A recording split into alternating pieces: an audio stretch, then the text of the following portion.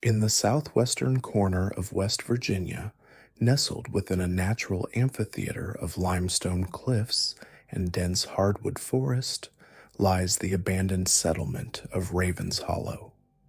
What makes this particular location noteworthy isn't its picturesque isolation or its modest collection of weathered buildings, but rather its peculiar relationship with human habitation, a relationship that ended abruptly in 1962 when the last documented residents simply walked away from their homes and were never seen again.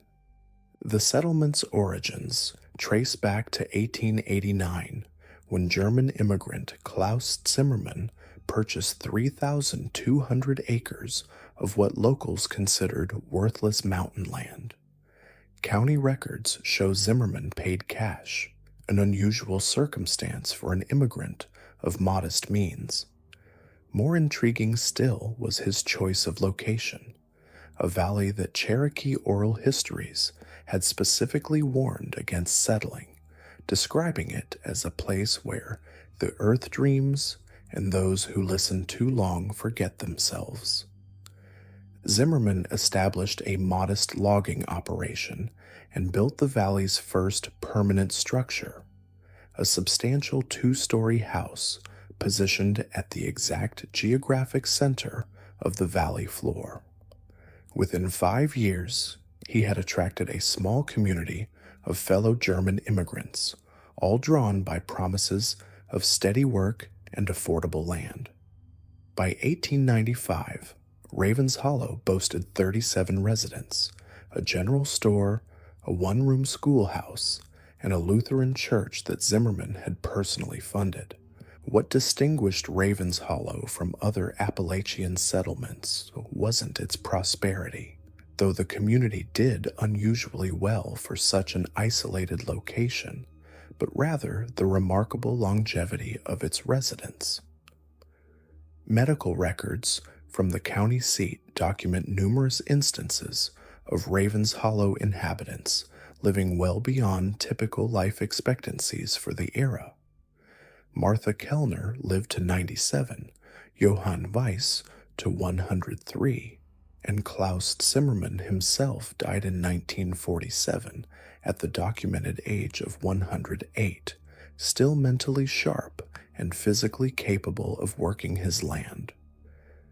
This unusual longevity might have remained a curiosity, if not for the community's other distinguishing characteristic, its relationship with outsiders. While Ravens Hollow residents frequently traveled to neighboring towns for supplies and business, visitors to the valley were notably rare. The few documented accounts from outsiders who spent extended time in Ravens Hollow describe experiences that challenge conventional understanding. Dr. Samuel Morrison, a traveling physician who treated a tuberculosis outbreak in the valley during the winter of 1923, kept detailed notes that survived in his personal papers.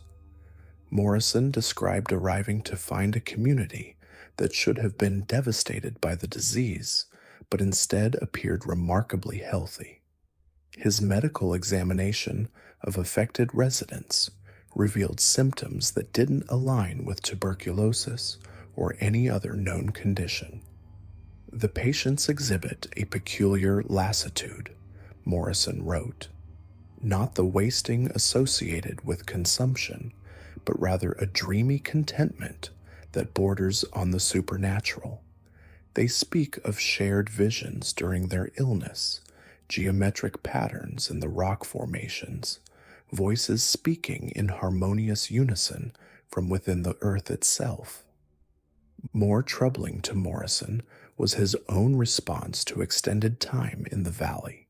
His journal entries, initially clinical and precise, became increasingly philosophical and abstract. By his third week in Ravens Hollow, Morrison was writing passages like, "The limestone sings at frequencies beyond human hearing, yet somehow audible to those who cease their struggle against its influence." I find myself less inclined to leave each day, more content to simply observe the remarkable harmony that exists here. Morrison departed Ravens Hollow abruptly after a month, leaving behind several patients still recovering. He never returned to medical practice, instead spending his remaining years as a recluse in Charleston, reportedly never speaking about his time in the valley to anyone, including his own family. The 1930s brought federal attention to the region through various New Deal programs. Work Projects Administration surveyors visited Ravens Hollow to assess the community for potential road improvements and rural electrification.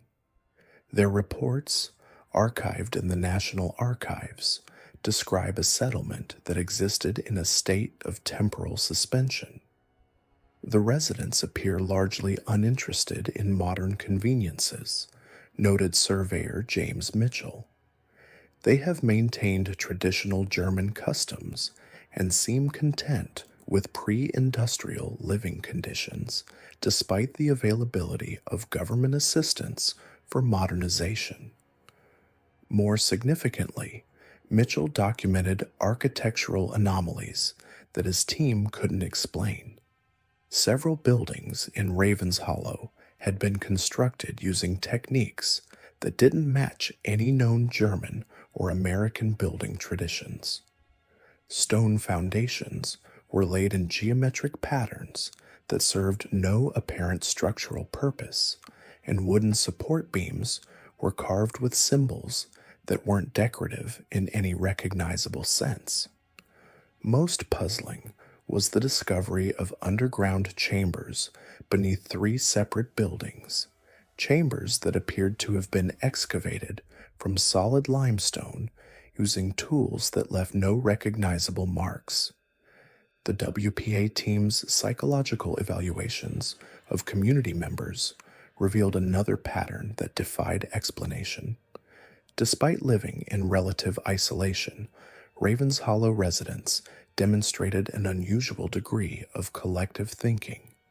When interviewed separately, individuals would often give nearly identical responses to questions about community decisions, future plans, and even personal preferences. It's as though they share a common consciousness, Mitchell wrote in his final report, not through communication that we could observe, but through some other means entirely.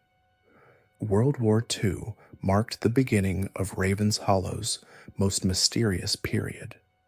Despite having dozens of young men of military age, the community received exemptions from conscription based on their status as essential agricultural workers.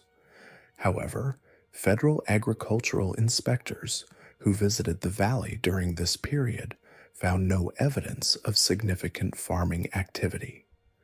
The community's claimed agricultural output didn't match what inspectors could observe, yet somehow Ravens Hollow residents consistently met their wartime production quotas. Local draft board member Harrison Wells kept unofficial notes about his concerns regarding these exemptions. Wells documented multiple instances of Ravens Hollow men appearing for draft physicals who should have been disqualified for various health conditions, but were instead found to be in perfect physical condition. Heinrich Müller came in with clear signs of a childhood case of polio, shortened leg, twisted spine, the works, Wells noted. But by the time he completed his physical, every symptom had vanished. Doctors said he'd never seen anything like it. The post-war years brought increased scrutiny from federal agencies concerned about potential German loyalist activities. FBI investigations, declassified in the 1990s, revealed that agents had attempted to infiltrate Ravens Hollow multiple times between 1947 and 1952. These operations consistently failed, not through detection or resistance, but because agents would cease reporting back to their handlers. In every case, agents would be found weeks later, living normally within the community, claiming to have no clear memory of their original mission. Agent Patricia Lawson's case file, marked as unexplained loss of asset, provides the most detailed account of these failed infiltrations. Lawson entered Ravens Hollow in March 1951, posing as a traveling journalist researching rural communities. Her last communication with FBI handlers came 7 weeks later, a brief radio transmission stating only, "The sound is getting clearer. Beginning to understand the purpose. Request extended assignment."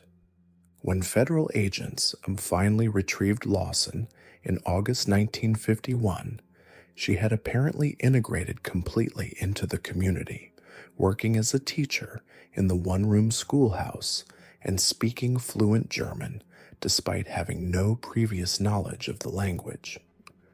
Psychological evaluation revealed no signs of coercion or trauma, but Lawson consistently claimed she couldn't recall details about her life before arriving in Ravens Hollow.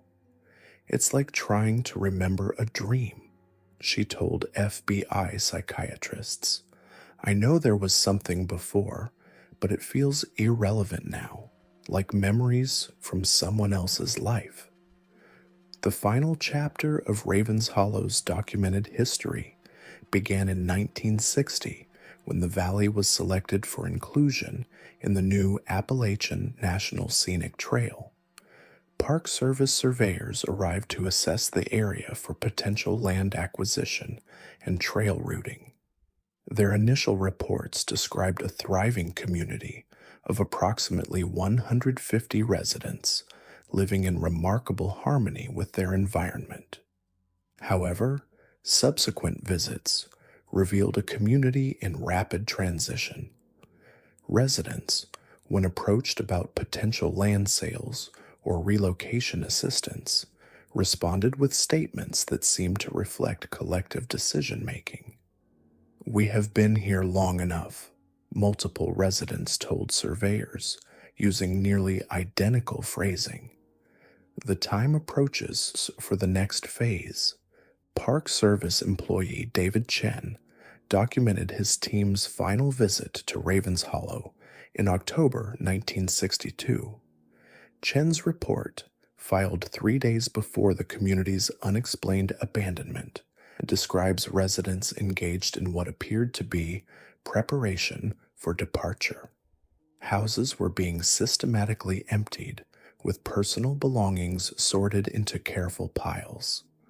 Livestock had been released from pens and were wandering freely through the valley. Most significantly, residents had gathered large quantities of personal items, photographs, documents, clothing, tools, in a clearing near the center of town. "They're burning their possessions," Chen noted, "but the smoke doesn't behave normally. Instead of rising and dispersing, it seems to spiral downward, as though being drawn into the earth itself." The residents watch this process with expressions of profound satisfaction, as if witnessing something they've long anticipated. Chen's final entry describes the community's last evening meal, taken collectively in the clearing where their possessions had been burned. They've arranged themselves in concentric circles around what appears to be a natural depression in the ground. The meal proceeds in absolute silence, but there's a quality to the quiet that suggests communication is taking place through means we can't perceive. As darkness falls, they begin to move in unison toward the limestone cliffs at the valley's eastern edge. Search and rescue teams found Ravens Hollow completely abandoned on October 15th, 1962. Houses stood open but empty, with no signs of struggle or hurried departure. Personal belongings that hadn't been burned were arranged neatly, as though the residents had simply stepped outside temporarily. Most puzzling was the discovery of a cleared path leading from the town center to a previously unknown cave entrance in the limestone cliffs. Speleological surveys of this cave system revealed a complex network of passages extending deep into the mountain. At a depth of approximately 400 feet, searchers discovered a large chamber containing what appeared to be living quarters, simple furniture, stored food, and personal items belonging to Ravens Hollow residents. However, no trace of the residents themselves was ever found. The cave system possessed acoustic properties that defied explanation. Sounds made in the deepest chamber could be heard clearly throughout the entire network, while voices in the upper passages seemed to echo with harmonies that speakers weren't producing.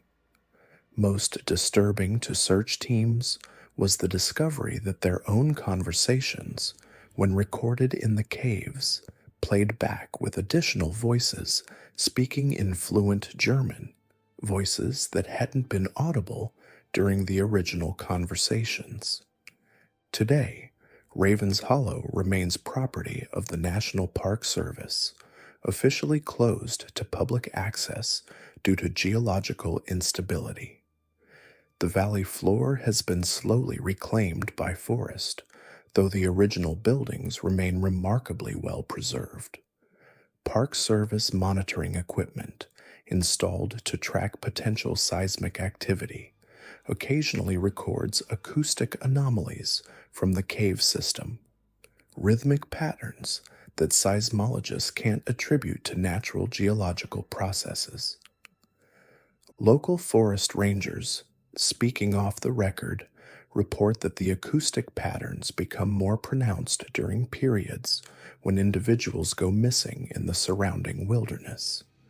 These disappearances, while infrequent, follow a consistent pattern.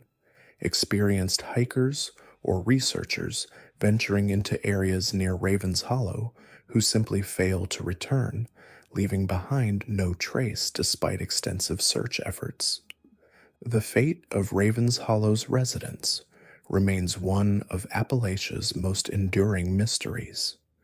Whether they discovered something within the mountain that called them deeper into the earth, or whether they became part of something that had been waiting in those limestone chambers for over a century, their story serves as a reminder that in these ancient mountains, some communities find purposes that extend far beyond the simple business of human survival.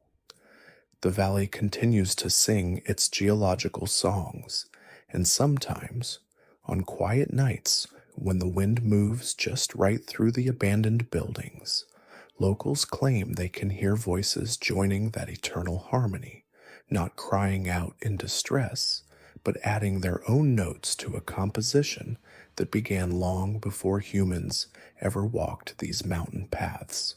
Have you ever wondered what happened to the mining town of Colebrook, nestled deep in the mountains of West Virginia, where an entire community of 300 residents simply vanished without leaving behind a single trace? This isn't just another missing persons case or natural disaster. What happened in Colebrook represents something far more disturbing, a pattern of systematic disappearance that challenges everything we understand about human behavior and the isolated communities that dot these ancient mountains. The story begins in 1913 when German-American industrialist Heinrich Müller purchased 8,000 acres of seemingly worthless mountain terrain for what county records show was an impossibly low price. Local Cherokee oral histories had warned against settling this particular valley, describing it as ground that remembers, where the earth itself held grudges against those who disturbed its rest. Muller, however, saw opportunity where others saw superstition. Within 18 months, Muller had established not just a mining operation, but an entirely self-contained community. Colebrook boasted company housing, a general store, a one-room schoolhouse, and what residents called the community hall, a large timber structure that served multiple purposes throughout the week. What distinguished Colebrook from other company towns wasn't its infrastructure, but rather Muller's unusual approach to worker management and community development. Muller implemented what he termed collaborative prosperity, a system where mining families shared not just profits, but decision-making responsibilities. Workers received housing, education for their children, and medical care in exchange for what company documents described as total community participation. This arrangement attracted miners from across the region, many fleeing dangerous conditions in larger operations. By 1920, Colebrook had grown to nearly 300 residents, making it one of the most successful independent mining communities in the state. The first signs that something unusual was developing in Colebrook emerged in company correspondence, discovered decades later in a Baltimore warehouse. Muller's letters to his business associates described remarkable productivity levels and an almost supernatural harmony among workers. The men work as though driven by shared purpose, he wrote in 1921. They require no supervision, no encouragement. It is as though they have found something in these mountains that speaks to them directly. More intriguing were the medical records kept by Dr. Ernst Weber, the community's physician. Weber documented an unprecedented absence of typical mining-related illnesses and injuries.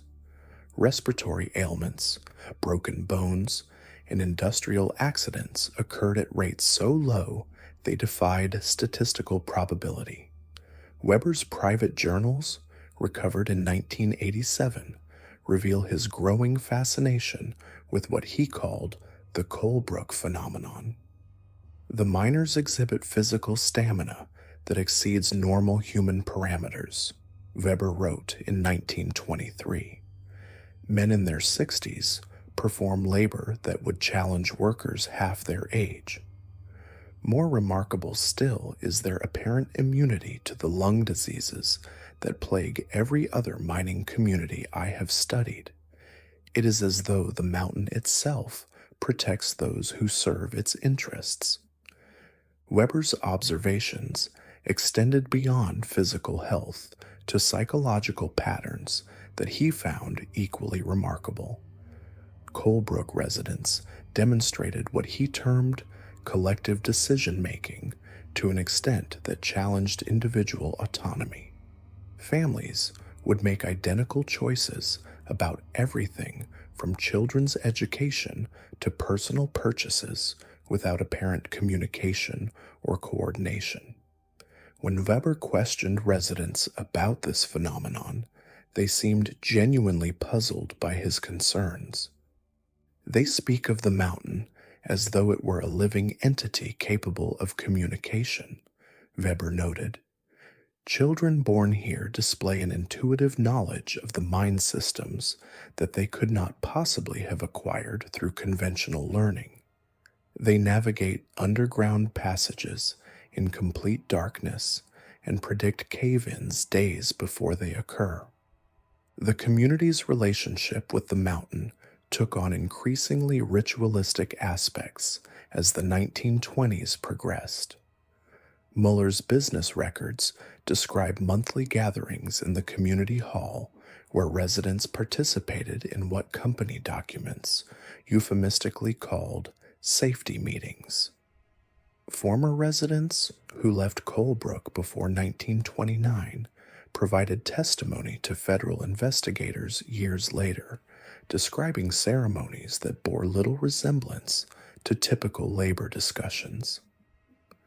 These meetings, according to survivor accounts, involved the entire community gathering in concentric circles around a large depression in the hall's floor. This depression, survivors claimed, had been excavated to reveal bedrock that exhibited unusual properties. The stone appeared to change color depending on the time of day and seemed to emit a faint warmth even during winter months. During these gatherings, Heinrich Müller would descend into the depression and place his hands directly on the exposed bedrock. Witnesses described him speaking in a language that no one recognized, though children in the community began incorporating similar sounds into their play. The meetings concluded with residents filing past the depression, each person placing their hand briefly on the stone before returning to their seats. What followed these ceremonies, survivors reported, was a period of remarkable mining productivity. Equipment would function more efficiently, new coal veins would be discovered, and the mountain would seem to actively assist in excavation efforts. Support beams would shift to prevent cave-ins, water sources would redirect themselves away from work areas, and the coal itself would emerge from the mountain face with minimal effort. However, this collaboration came with increasingly specific requirements. Mueller began implementing what he called dedication protocols, requiring residents to participate in additional ceremonies tied to lunar cycles. Company records from this period describe the construction of underground chambers connected to the main mine shafts, though no blueprints or engineering documents for these spaces have ever been found. By 1928, the transformation of Colebrook had progressed to a point where outside observers began noting disturbing changes in the community's character. State mine inspectors reported that residents spoke in an unnaturally coordinated manner, often finishing each other's sentences or providing identical responses to questions. Children displayed knowledge of mining techniques that exceeded what their education could have provided, and families seemed to share memories of events that only some members had actually experienced. More troubling was the community's response to outside authority. When state officials attempted to conduct routine safety inspections, they found that residents would anticipate their questions and provide documentation before it was requested. Equipment that should have failed safety standards passed inspection, though inspectors later reported being unable to explain their decisions. Several officials returned from Colebrook with gaps in their memory and an inexplicable reluctance to file reports critical of the operation. The final phase of Colebrook's existence began in early 1929 when Heinrich Müller announced what company documents called the Completion Project. Residents began working extended shifts, often remaining underground for days at a time. The community hall meetings became more frequent, sometimes occurring nightly, and children were increasingly absent from school. Dr. Weber's final journal entries from this period reveal his growing alarm at the physical changes he observed in residents. Their eyes have taken on a reflective quality that I cannot adequately describe, he wrote in March 1929. When light strikes them at certain angles, they seem to glow with the same luminescence I have observed in the ceremonial stone. The children speak of dreams where they walk through passages far beneath the mountain, following voices that call to them in languages older than human speech. The last documented communication from Colebrook came on October 31st, 1929, when the mine's radio operator transmitted his regular evening report to the State Mining Authority. The transmission, preserved in state archives, lasted exactly 7 minutes and consisted entirely of what sound engineers later described as coordinated vocalizations in an unknown language. The operator's voice was clearly recognizable, but the words bore no resemblance to English or any other documented language. When state authorities lost contact with Colebrook, they initially attributed the silence to equipment failure.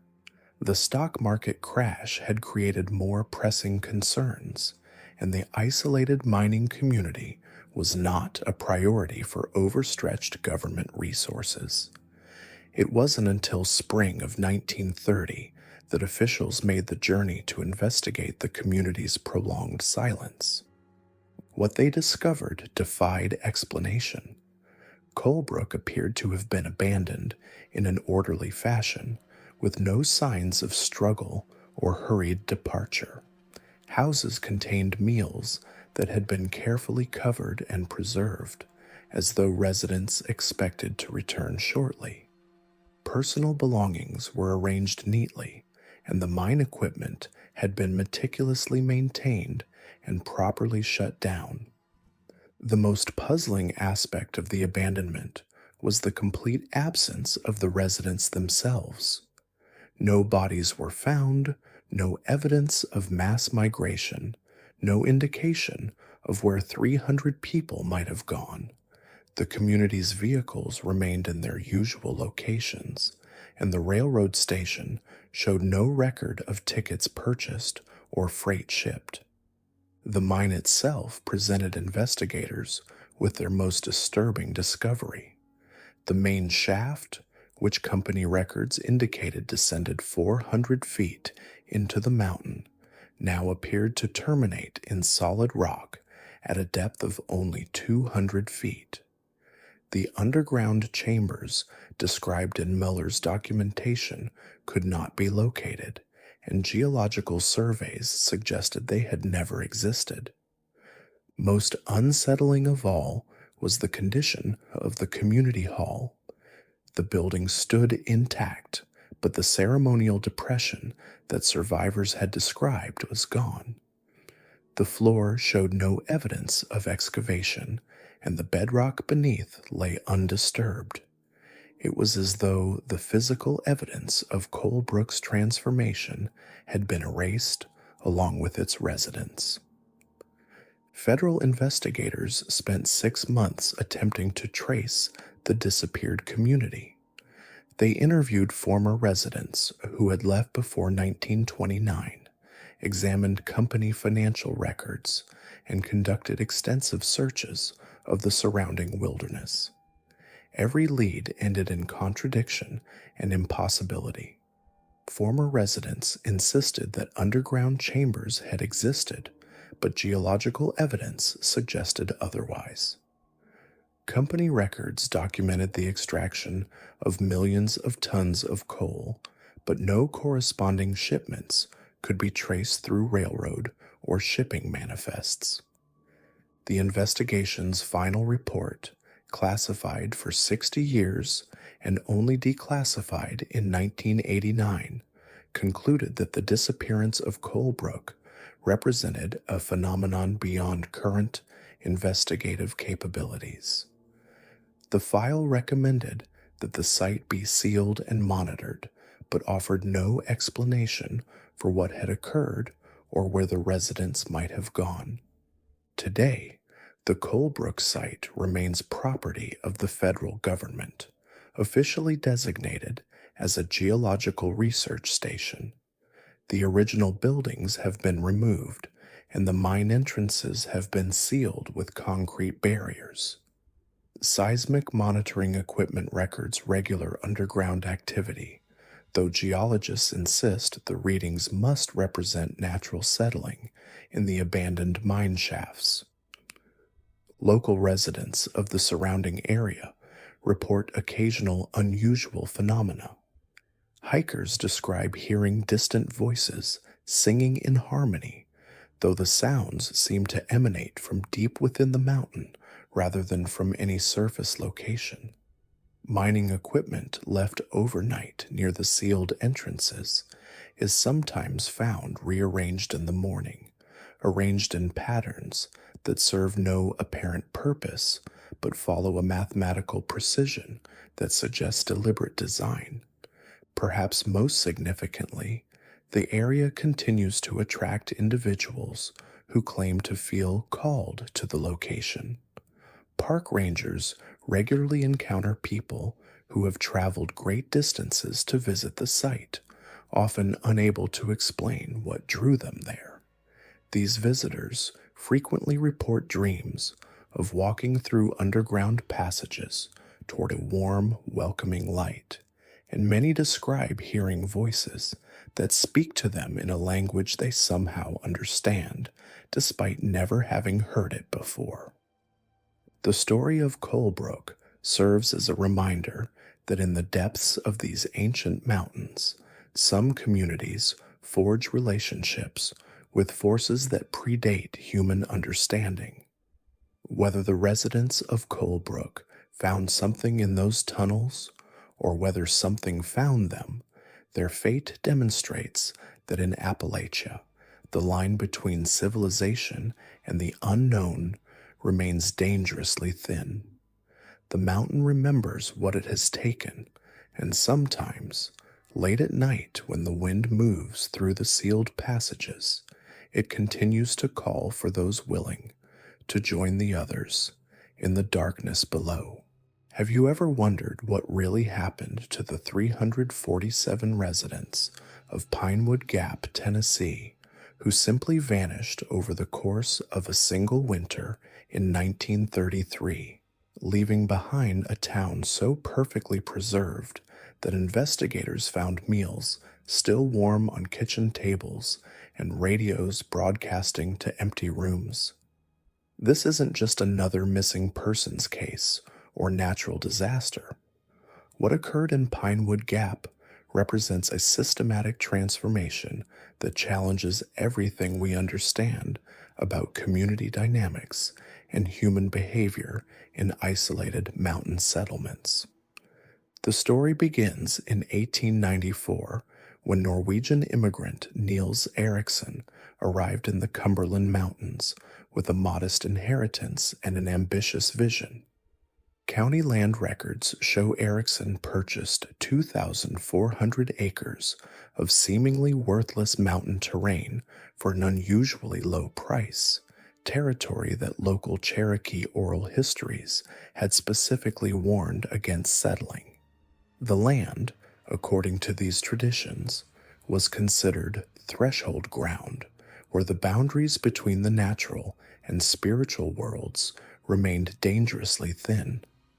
Eriksen's initial settlement consisted of a single cabin positioned at the exact geographical center of his property, surrounded by dense forests of ancient hemlock and white pine. What distinguished his approach from other mountain settlers wasn't his farming techniques or building methods, but rather his systematic documentation of what he termed atmospheric phenomena occurring throughout the valley. His journals, discovered in a sealed vault beneath his property in 1965, provide unprecedented insight into the early stages of Pinewood Gap's transformation. The air here carries sounds differently, Eriksen wrote in his first winter entry. Voices travel farther than they should, echoing from directions where no one stands. The wildlife exhibits unusual behavioral patterns, gathering in formations that serve no apparent biological purpose. Most significantly, The local topography seems to amplify and focus human emotions in ways that conventional science cannot explain. Within 5 years, Erickson had attracted a small community of Scandinavian and German immigrants drawn by his promises of prosperous farmland and religious freedom. By 1900, Pinewood Gap boasted a population of nearly 200 residents, a general store, a one-room schoolhouse, and what Erickson called the Community Hall, a large timber structure that served multiple functions throughout the week, but whose primary purpose remained deliberately ambiguous in official records. The first documented signs of unusual community dynamics emerged in correspondence between Pinewood Gap residents and their relatives in neighboring counties.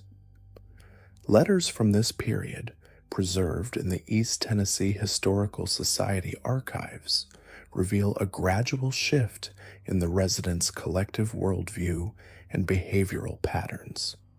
Families who had maintained regular correspondence with outside relatives began writing less frequently, and when they did communicate, their letters contained increasingly abstract references to community advancement and collective understanding. Dr. Margaret Ashford, a traveling physician who visited Pinewood Gap regularly between 1905 and 1912, kept detailed medical records that provide crucial insight into the community's psychological evolution. Her notes describe a population exhibiting remarkable physical health, but displaying what she termed synchronized behavioral patterns that defied medical explanation. Children born in the valley demonstrate unusual cognitive abilities, she wrote, particularly in areas of pattern recognition and collective problem solving. However, they also exhibit a disturbing tendency toward groupthink that extends beyond normal socialization processes. More troubling to Dr. Ashford was her observation that Pinewood Gap residents seemed to share sensory experiences. Multiple individuals report identical dreams, often involving underground chambers and distant music. They describe these visions with remarkable consistency, as though they are accessing a shared unconscious experience rather than individual imagination. Her final visit notes include a disturbing discovery. Residents had begun incorporating elements from these collective dreams into the physical landscape of their community. The transformation of Pinewood Gap accelerated during the 1910s under the guidance of Erickson's son, Magnus, who had inherited not only his father's property, but also his systematic approach to community development. Magnus implemented what he called harmonic integration, a social system that combined elements of progressive education, collective decision-making, and what contemporary observers struggled to classify as either advanced psychology or folk mysticism. The cornerstone of Magnus's program was the community hall, which had been extensively renovated to include a series of underground chambers accessible through a spiral staircase behind the main stage. These chambers, according to architectural surveys conducted in the 1930s, extended far deeper into the mountain than the building's foundation should have allowed, following a complex pattern that seemed to amplify acoustic properties in ways that conventional engineering couldn't explain. Weekly gatherings in these chambers became central to community life, though the exact nature of these meetings remained deliberately obscure to outside observers. The few documented accounts come from individuals who left Pinewood Gap before 1920, and their testimonies describe rituals that combined elements of traditional religious practice with experimental psychology and what they could only describe as earth music generated by the chambers themselves. The sound seemed to come from the mountain itself, reported Sarah Mitchell, who fled the community in 1918. Not just echoes, but as though the rock was singing. When the whole community gathered in those chambers, their voices would blend with the mountain's voice until you couldn't tell where human sound ended and stone sound began. People would emerge from those meetings changed, speaking in perfect unison about things they'd never discussed before. The 1920s marked a period of increasing isolation for Pinewood Gap. Mail delivery became sporadic, with postal workers reporting that residents seemed less interested in maintaining contact with the outside world. The community had achieved complete self-sufficiency, producing not only their own food and textiles, but also demonstrating advanced knowledge of sustainable agriculture and renewable energy sources that wouldn't be widely understood for decades. Visitors to Pinewood Gap during this period consistently reported feeling disoriented and unsettled, though they struggled to identify specific causes for their discomfort. The town appeared prosperous and well maintained, its residents healthy and articulate, yet something fundamental seemed different about the community's social dynamics. People moved with unusual coordination, spoke with remarkable consistency about community goals, and demonstrated what observers described as collective intuition regarding everything from weather patterns to economic decisions.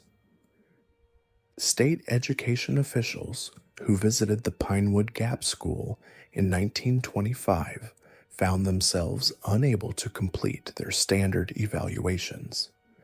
The children displayed academic abilities far beyond expected levels, particularly in mathematics and natural sciences. But their approach to learning defied conventional educational frameworks. They seemed to absorb information collectively, noted Inspector William Hayes. Individual students would begin answering questions before I finished asking them, often providing responses that build upon ideas I hadn't yet introduced. More disturbing was their apparent ability to access knowledge that none of them should have possessed individually. The economic success of Pinewood Gap during the Great Depression attracted unwanted attention from federal agencies concerned about potential tax evasion or illegal activity. Treasury investigators visited the community in 1931, expecting to find evidence of moonshining or other underground enterprises. Instead, they discovered a completely legitimate operation that seemed to generate wealth through methods that economic experts couldn't fully understand. The community's agricultural output exceeded what the land should have been able to produce, and their crafts commanded premium prices in distant markets despite having no formal distribution network. More puzzling to investigators was the community's collective decision-making process. No individual could be identified as the primary leader, yet the entire population seemed to operate according to carefully coordinated plans that no one could explain how they had developed. It's as though they share a common mind, Treasury Agent Robert Patterson wrote in his classified report. They anticipate each other's needs, coordinate complex activities without apparent communication, and make decisions that benefit the community as a whole, even when those decisions require individual sacrifice. The final phase of Pinewood Gap's documented history began in the autumn of 1932, when several disturbing changes became apparent to the handful of outside observers who maintained contact with the community. The residents had ceased all attempts to communicate with the external world, returning mail undelivered and politely but firmly declining visits from officials, relatives, and business contacts. More significantly, they had begun what they called the preparation, a community-wide project that involved extensive excavation around the community hall and the construction of additional underground chambers. Dr. Ashford, son now in her 70s, made one final visit to Pinewood Gap in October 1932. Her journal from this trip reveals a community that had completed some form of collective transformation. They speak of joining as though it were a physical destination rather than a philosophical concept. She wrote, "Children draw pictures of people walking into the earth together, holding hands in long chains that descend into chambers filled with light. When I asked about these drawings, every child provided the same explanation. They were illustrating the next phase of their community's development." The last confirmed contact with Pinewood Gap occurred on December 15th, 1932, when the community's radio operator broadcast a message to the county seat that lasted exactly 12 minutes. The transmission, preserved in state archives, consisted primarily of what sound engineers later described as coordinated vocalizations rather than conventional speech. Multiple voices speaking in perfect harmony delivered what appeared to be a farewell message in a language that linguistic experts have been unable to identify. When state authorities finally reached Pinewood Gap in April 1933, after the spring thaw cleared the mountain roads, they found a community frozen in time. Houses stood with doors unlocked and meals prepared but uneaten. Personal belongings remained organized, as though residents had stepped away temporarily. The community hall showed evidence of recent occupancy, with the underground chambers clean and well maintained, but completely devoid of human presence. The most puzzling discovery was the complete absence of any indication where 347 people might have gone. No vehicles were missing from the community, no supplies had been taken, and no trails led away from the settlement into the surrounding wilderness. Search teams combed the mountains for months without finding any trace of the missing residents. Even more disturbing was the discovery that the extensive underground chamber system described by previous visitors could no longer be located. Architectural surveys revealed that the community hall now terminated at the original foundation level, as though the deeper chambers had never existed. Federal investigators spent 2 years attempting to solve the mystery of Pinewood Gap's vanished population.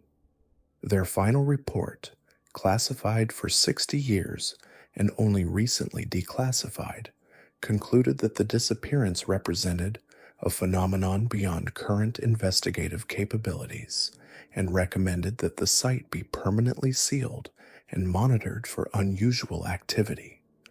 Today, Pinewood Gap remains property of the federal government, officially designated as a geological research station.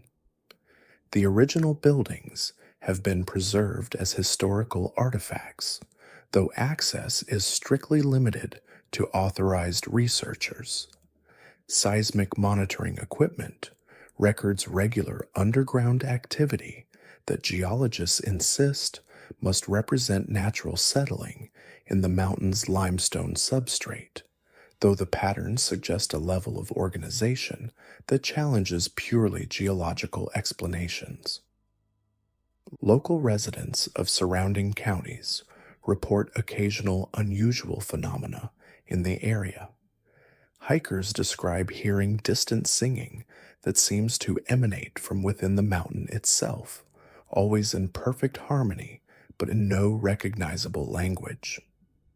More frequently, people report feeling an inexplicable urge to visit the site, particularly during the winter months when the mountain is most isolated. Park rangers regularly encounter individuals who have traveled great distances to reach Pinewood Gap, often unable to explain what drew them there. The story of Pinewood Gap serves as a reminder that in the remote valleys of Appalachia, some communities developed along paths that diverged from conventional social evolution. Whether the residents of Pinewood Gap discovered something profound about collective human consciousness, or whether they encountered forces beyond human understanding, their fate demonstrates that in these ancient mountains, the boundaries between individual and community, between human society and the natural world, remain far more fluid than modern civilization assumes. The mountain remembers what it witnessed, and sometimes, on the quietest winter nights, it continues to sing the songs that once drew 347 souls into its depths. In 1892, the railroad company's surveying team marked a location in southeastern Kentucky that would never appear on any subsequent map. They called it Beacon's Rest, a modest settlement nestled in a valley where three ridgelines converged like protective arms around a cluster of weathered cabins. The surveyors noted excellent timber prospects and a reliable water source, but their final report contained an unusual addendum. Recommend alternative route. Local conditions unsuitable for standard operations. The railroad bypassed Beacon's Rest entirely, leaving the community isolated in a pocket of wilderness that seemed to exist outside the march of progress. For nearly 4 decades, this isolation served the town well. The residents, primarily descendants of early settlers who had carved their existence from unforgiving mountain terrain, maintained a simple economy based on subsistence farming, hunting, and occasional timber sales to distant mills.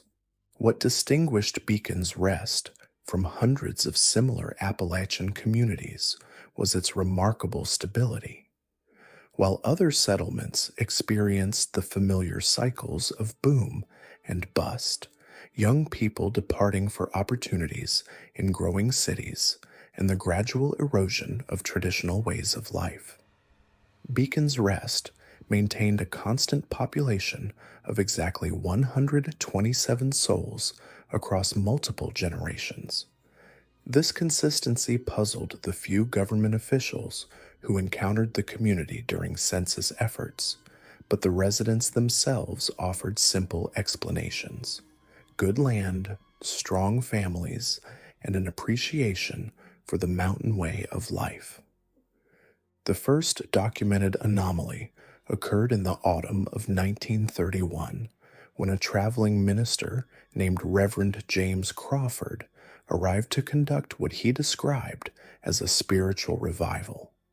Crawford, a Methodist circuit rider with over 20 years of experience ministering to remote mountain communities, later wrote extensively about his 2-week stay in Beacon's Rest.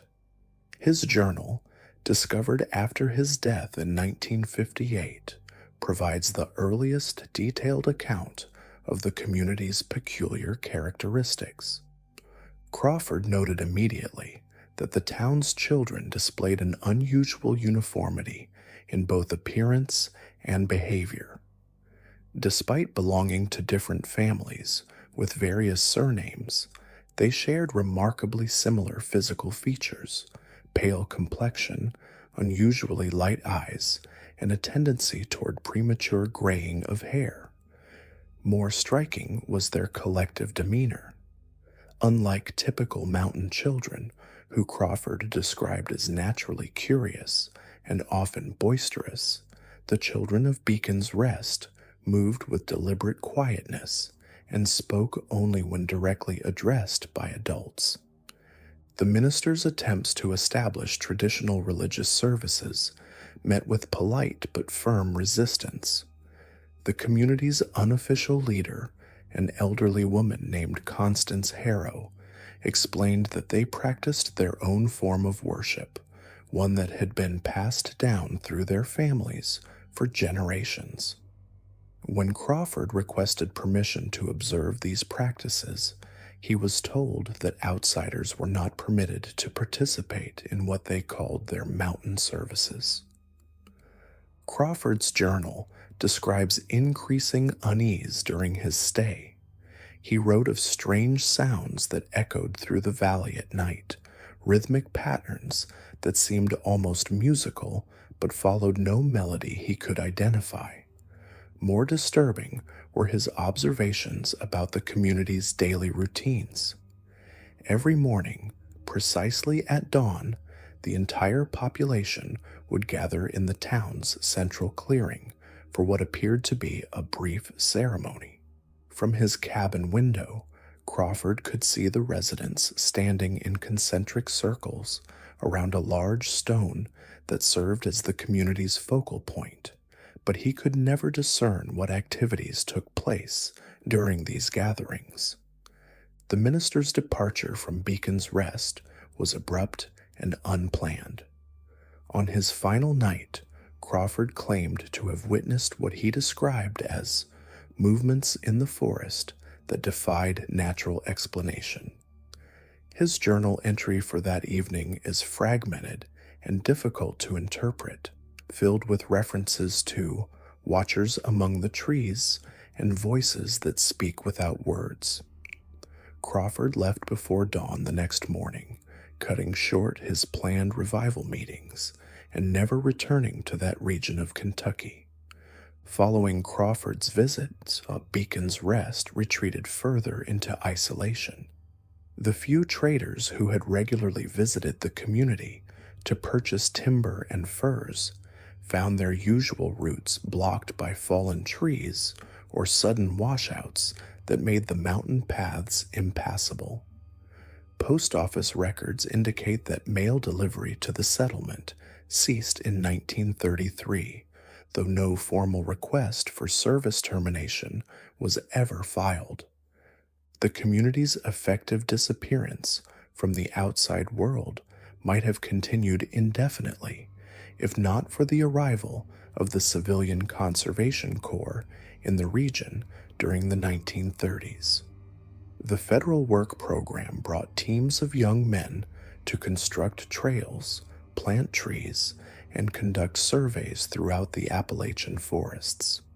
One such team, led by forestry engineer Thomas Blackwell, was assigned to map the watershed in the area that included Beacon's Rest.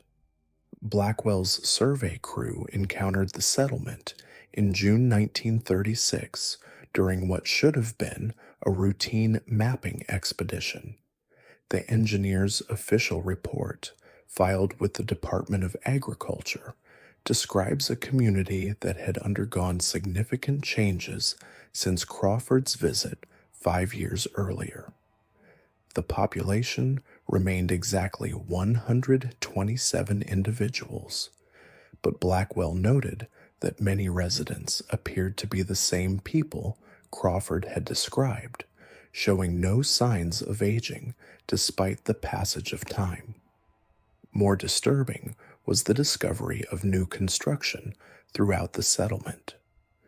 The residents had built a series of stone structures that served no apparent practical purpose. These constructions, described by Blackwell as cairns of unusual design, were positioned at specific intervals throughout the valley, creating a geometric pattern that was visible only when viewed from the surrounding ridgelines. When questioned about these structures, community members claimed they were markers for property boundaries, though their arrangement bore no relationship to actual land ownership patterns. Blackwell's team spent 3 days in Beacon's Rest, ostensibly to complete their survey work, but increasingly motivated by curiosity about the community's unique characteristics. The engineer noted that despite the settlement's obvious prosperity, evidenced by well-maintained buildings and healthy livestock, the residents possessed no visible means of economic support. They claimed to be self-sufficient, yet their material possessions included manufactured goods that could only have been obtained through trade with the outside world. The survey team's final night in Beacon's Rest provided answers to some questions while raising far more disturbing ones. Blackwell reported that his men were awakened by sounds of movement throughout the valley, but when they investigated, they found the settlement completely empty. Every cabin stood vacant, with no signs of hasty departure or struggle.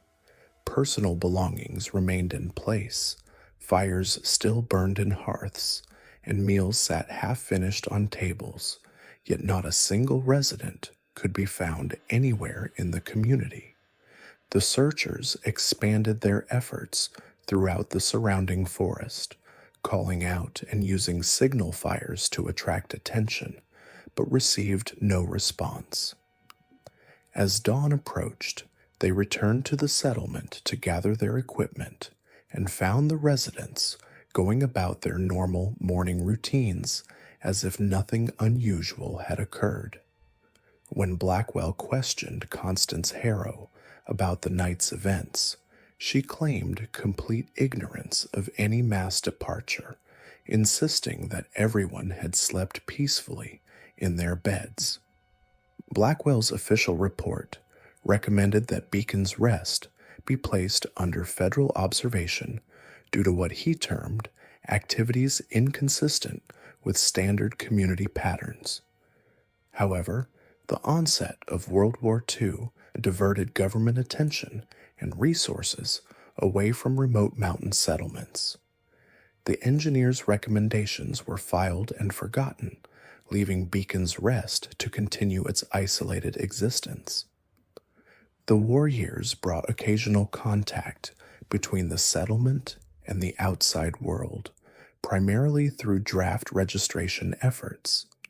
Federal officials recorded that Beacon's Rest had contributed its appropriate number of young men to military service, though no specific names or service records could be located in military archives. This discrepancy might have been attributed to wartime bureaucratic confusion, if not for a disturbing pattern that emerged in the post-war period. Veterans Affairs investigators, working to identify eligible servicemen for benefits, discovered that several individuals listed as residents of Beacon's Rest had supposedly served in different military units simultaneously. The records showed the same names appearing on rosters for both European and Pacific theater operations, an impossibility that suggested either massive clerical errors or deliberate falsification of documents. When investigators attempted to visit the settlement to clarify these discrepancies, they found the mountain paths blocked by landslides that local geology experts insisted were too extensive and precisely positioned to be natural occurrences.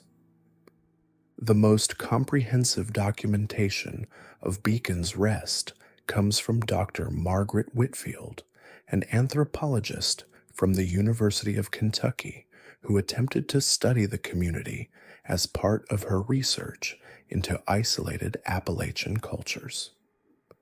Dr. Whitfield's field notes, spanning from 1952 to 1954, provide detailed observations of daily life in the settlement while recording increasingly disturbing discoveries about its true nature. Whitfield initially gained access to Beacon's Rest by approaching the community as a scholar interested in preserving traditional mountain crafts and folkways. The residents, led by the apparently ageless Constance Harrow, welcomed her research and provided detailed information about their weaving, pottery, and woodworking techniques. The anthropologist was particularly impressed by the sophistication of their craftsmanship, noting that their textiles and ceramics surpassed anything she had encountered in other mountain communities. As her research progressed, Whitfield began documenting aspects of life in Beacon's Rest that challenged her understanding of isolated rural communities. The residents demonstrated knowledge of current events and scientific developments that seemed impossible given their isolation from modern communication systems. They discussed recent political developments, technological innovations, and cultural changes with accuracy that suggested access to contemporary news sources, yet no radios, newspapers, or other information channels were visible anywhere in the settlement. More puzzling was the community's approach to education. Despite having no formal school or trained teachers, the children of Beacon's Rest displayed literacy levels and general knowledge that exceeded those of students in well-funded urban schools. When Whitfield attested their knowledge informally, she discovered that even the youngest children could discuss complex historical events, scientific principles, and literary works with sophistication that seemed impossible for their apparent ages and educational opportunities. The anthropologist's most significant discovery concerned the community's demographic patterns. Through careful observation and discreet questioning, Whitfield determined that no births or deaths had occurred in Beacon's Rest during her 2-year study period. The population remained constant at 127 individuals, with the same people occupying the same roles throughout her research. Children did not appear to age or mature, while adults showed no signs of growing older or experiencing normal life transitions. Whitfield's attempts to document family relationships revealed another anomaly. While residents used traditional mountain surnames and claimed kinship ties that stretched back several generations, genetic analysis of hair samples she collected showed genetic diversity patterns inconsistent with the isolated breeding population that should have existed in such a community.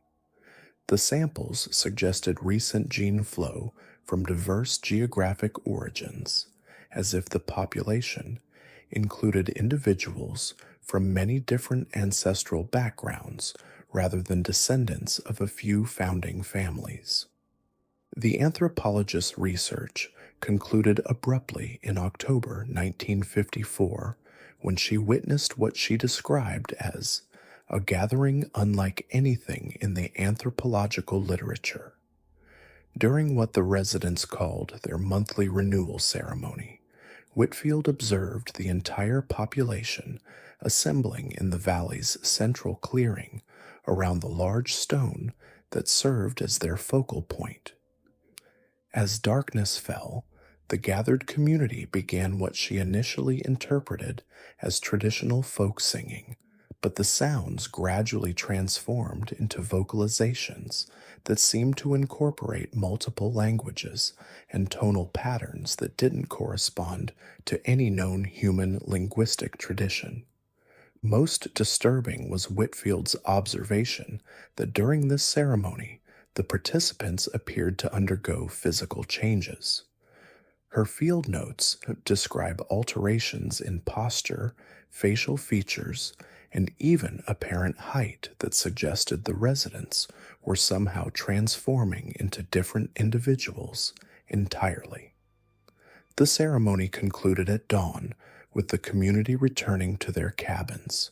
But Whitfield noted that while the same number of people dispersed from the gathering, they did not appear to be precisely the same individuals who had assembled the night before.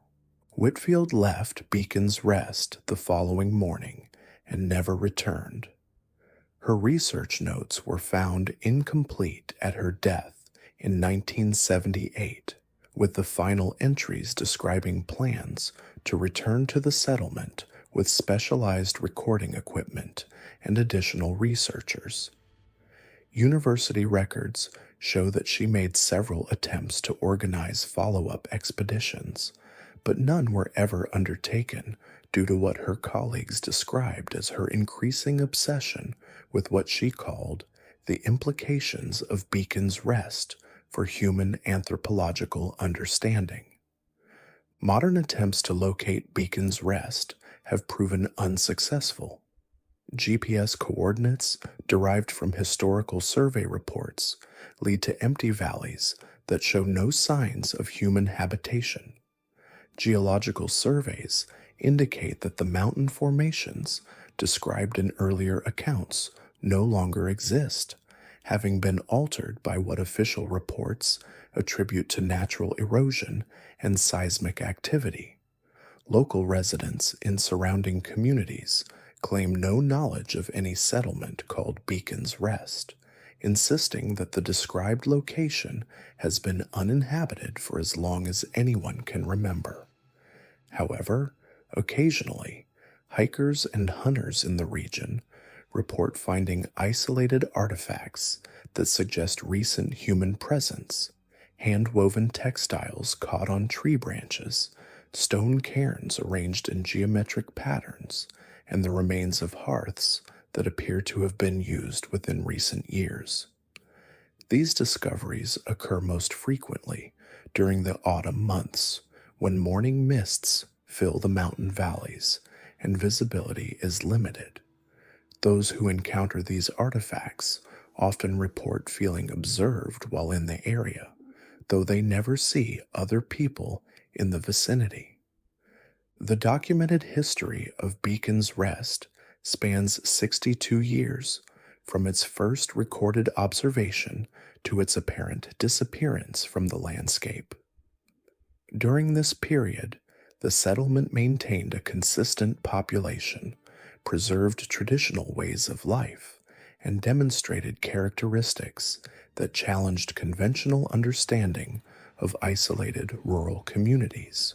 Whether Beacon's Rest represents an exceptionally successful example of cultural preservation, a collective delusion shared by multiple independent observers, or something else entirely, remains a question that continues to intrigue researchers studying the hidden histories of Appalachian communities.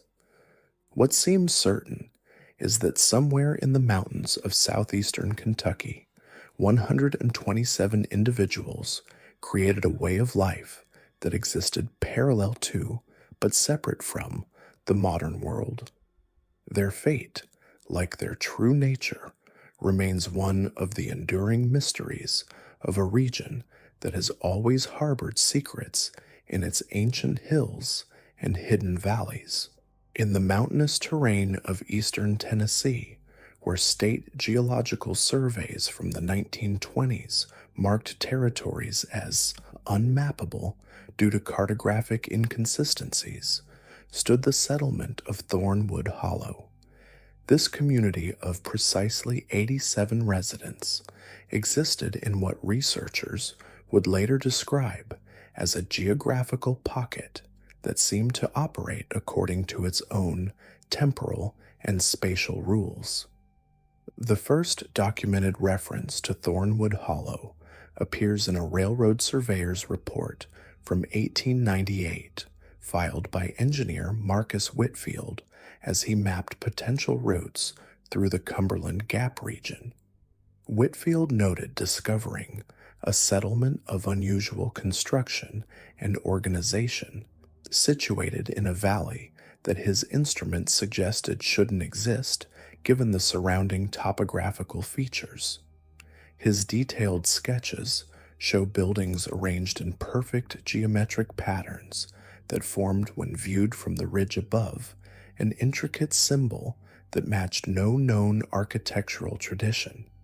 What made Whitfield's discovery particularly significant was his observation that the community appeared to have been established decades earlier, despite no prior documentation of its existence in county records, land grants, or territorial surveys. The buildings showed signs of age and weathering, consistent with construction dating to the 1860s, yet local Cherokee oral histories contained no reference to any settlement in that location, and Civil War military maps showed the area as uninhabited wilderness. The residents of Thornwood Hollow, according to Whitfield's account, claimed descent from a group of families who had sought refuge from the troubles of the lowlands during what they referred to as the time of division. When pressed for specifics, they would only say that their ancestors had been guided to the valley by the old knowledge and had established their community according to principles that predate written law. Federal census records from 1900 provide the first official documentation of Thornwood Hollow's population. The census taker, a methodical man named Edmund Carley, noted several irregularities in his report. First, despite the community claiming establishment in the 1860s, the population showed no evidence of normal demographic patterns. There were no elderly residents over the age of 50, yet no abundance of children to suggest a recently founded settlement. The age distribution formed what Carley described as an impossible demographic bell curve, with most residents clustered between the ages of 25 and 45.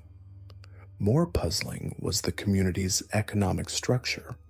Thornwood Hollow showed no visible means of producing the goods necessary for survival in an isolated mountain environment.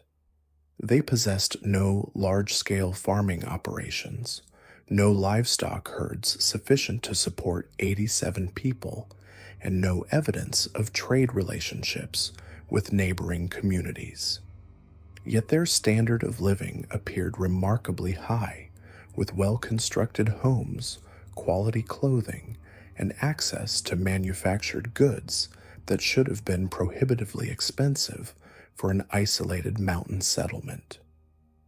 When Carley inquired about their economic foundation, community leader Josiah Thornwood explained that they practiced sustainable abundance through applied principles of natural harmony. This apparently involved what Thornwood called cooperative cultivation that took place in areas of the valley that Carley was politely but firmly discouraged from visiting. The census taker noted that certain portions of the community were designated as study areas, where advanced research into agricultural and philosophical questions was conducted by select community members. Dr. Elizabeth Morrison, an anthropologist from the University of Tennessee, conducted the first academic study of Thornwood Hollow in 1912. Her research, initially focused on documenting isolated Appalachian folk traditions, evolved into something far more complex as she uncovered what she termed systematic anomalies in community organization and belief structures. Morrison documented an education system unlike anything she had encountered in rural communities. Children in Thornwood Hollow demonstrated literacy rates and mathematical competencies that exceeded those found in well-funded urban schools. More remarkably, they displayed knowledge of scientific concepts and philosophical ideas that seemed impossible for their apparent educational opportunities. When Morrison tested their understanding of advanced topics, She discovered that 12-year-old children could discuss concepts from theoretical physics, classical philosophy, and botanical sciences with sophistication that should have required years of formal education. The community's approach to education centered around what they called integrated learning experiences that took place in specially constructed buildings distributed throughout the valley.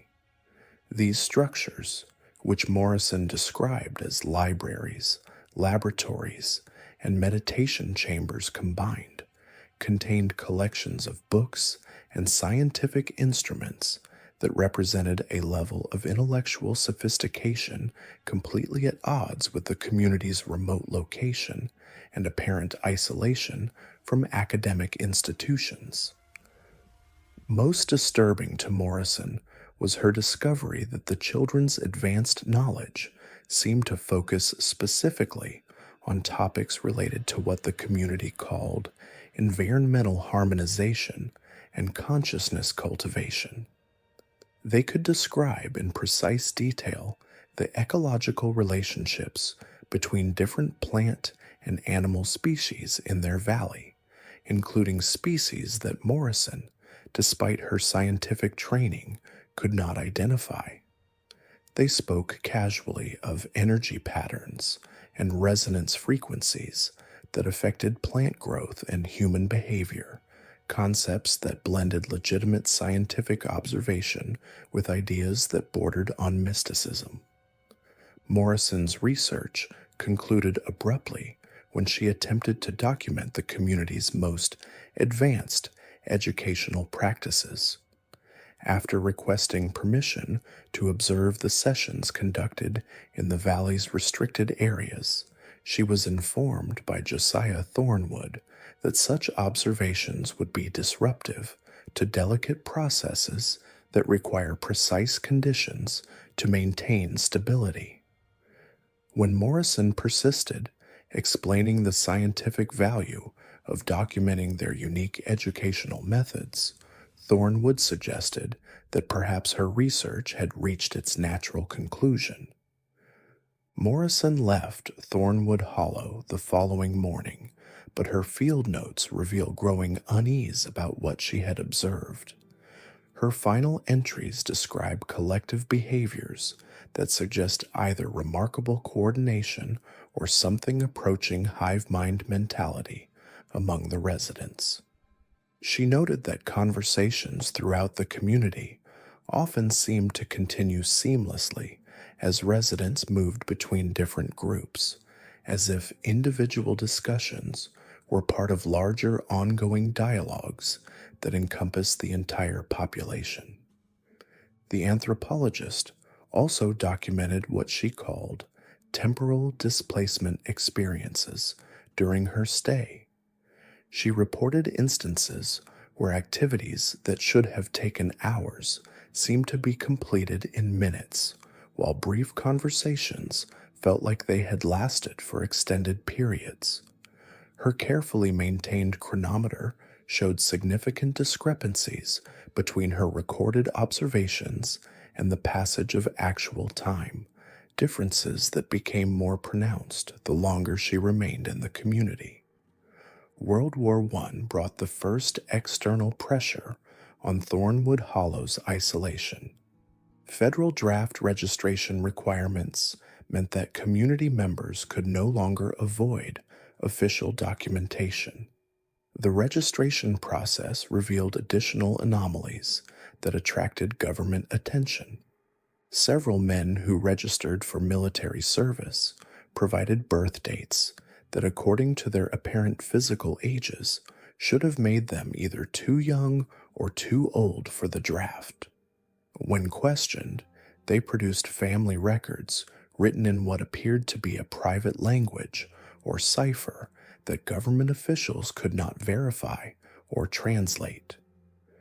More significantly, military medical examinations revealed that men from Thornwood Hollow displayed unusual physiological characteristics.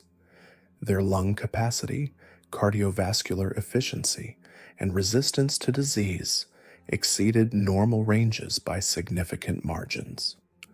Their blood work showed mineral compositions that suggested exposure to environmental conditions not found in typical Appalachian environments. Most puzzling was their remarkable uniformity across supposedly unrelated family lines, as if the entire community shared genetic characteristics that should have been impossible without extensive interbreeding, yet without any of the negative effects typically associated with isolated populations.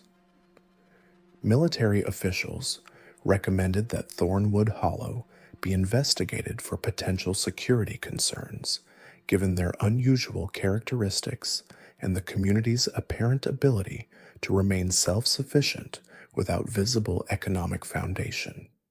However, the investigation was delayed due to wartime priorities, and by the time investigators arrived in 1919, they found the valley empty. The abandonment of Thornwood Hollow appeared to have been conducted with the same systematic precision that characterized all the community's activities. Buildings stood intact and well maintained, but completely devoid of personal possessions, food stores, or any indication of hasty departure. Gardens showed signs of careful preparation for dormancy, as if the residents had known exactly when they would be leaving and had timed their departure to minimize disruption to their agricultural systems. Most mysteriously, investigators found that the specialized buildings used for the community's educational programs had been stripped of their contents but showed evidence of deliberate modification. Rooms that Morrison had described as containing extensive libraries and scientific equipment now displayed built-in shelving and work surfaces that suggested these materials had been integral to the building's design rather than later additions.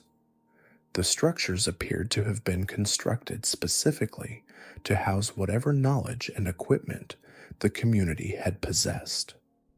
Federal investigators attempted to trace the residents' departure by interviewing communities throughout the region, but found no evidence that 87 people had passed through any neighboring settlements. Transportation records showed no evidence of mass movement through regional rail stations or river crossings. It was as if the entire population had simply vanished without using any conventional means of travel. Dr. James Whitfield, a geologist conducting soil surveys in the region during the 1920s, made discoveries that added new dimensions to the Thornwood Hollow mystery. His analysis of the valley's geological composition revealed mineral deposits and soil chemistry that differed significantly from surrounding areas. The earth throughout the valley showed evidence of systematic cultivation using techniques that had enhanced its fertility far beyond what should have been possible through conventional agricultural methods. More intriguingly, Whitfield discovered that the valley's underlying rock formations contained mineral veins arranged in patterns that appeared to mirror the geometric layout of the abandoned buildings above. This suggested either remarkable geological coincidence or that the community's founders had possessed knowledge of subterranean formations that enabled them to position their settlement with extraordinary precision. Whitfield's most significant discovery was a series of caves extending deep beneath the valley floor. These natural formations had been extensively modified through human intervention, with carved chambers connected by passages that formed a complex underground network. The quality of the stonework suggested both advanced engineering knowledge and considerable time investment, indicating that the caves had been developed over many years, possibly decades. The underground chambers contained evidence of intensive use, including built in furnishings, ventilation systems, and water management infrastructure that demonstrated sophisticated understanding of underground construction techniques.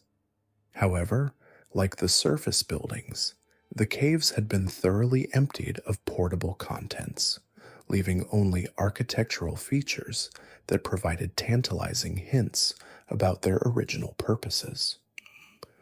Most disturbing was Whitfield's discovery that the cave system extended far beyond the valley's apparent boundaries, with passages that seemed to connect to other underground networks throughout the region.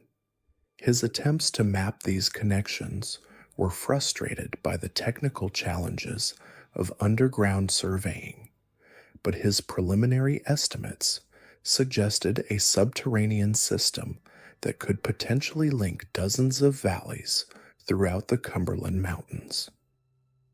Modern investigations using ground penetrating radar and other advanced technologies have confirmed Whitfield's observations while raising additional questions. The underground network beneath Thornwood Hollow appears to be part of a larger system that extends throughout eastern Tennessee and southwestern Virginia. More puzzling is the discovery that many of these underground modifications show signs of recent maintenance, despite the community's abandonment nearly a century ago.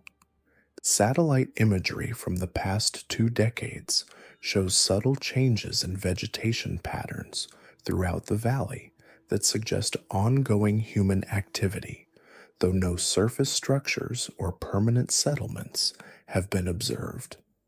These changes follow the same geometric patterns that characterize the original community's layout, implying that whatever principles guided Thornwood Hollow's initial organization continue to influence activities in the area. Local residents in surrounding communities report occasional sightings of lights in the valley during certain astronomical events, particularly during lunar eclipses and planetary alignments. These lights appear to move in coordinated patterns that mirror the geometric arrangements documented in the original settlement. While these reports could be dismissed as wishful thinking or misidentification of natural phenomena, their consistency across multiple independent witnesses over several decades suggests some form of ongoing activity. Perhaps most significantly, regional demographic data shows subtle patterns that echo the original Thornwood Hollow anomalies. Birth and death records from communities within a 50-mile radius of the abandoned valley display irregularities in age distribution and health statistics that, while individually unremarkable, collectively suggest influences that extend far beyond the valley's apparent boundaries. The fate of Thornwood Hollow's residents remains unknown, but evidence suggests that their departure may have been less an abandonment than a transition to different operational methods. Whatever knowledge and capabilities they possessed appear to have been preserved and continued through means that remain hidden from conventional observation. In the end, Thornwood Hollow stands as a reminder that even in the modern era, the remote regions of Appalachia continue to harbor mysteries that challenge our understanding of what communities can achieve when organized according to principles that exist outside conventional frameworks. The valley remains empty on the surface, but the deeper implications of what once flourished there continue to influence the surrounding region in ways that are only beginning to be understood. Deep in the forgotten reaches of southwestern Virginia, where federal surveyors from the 1890s marked territories as topographically inconsistent and unsuitable for standard cartographic documentation, existed the settlement of Millhaven Crossing. This community of 93 residents occupied what geological specialists would later describe as a spatial anomaly that seemed to operate according to principles that defied conventional understanding of geography and physics.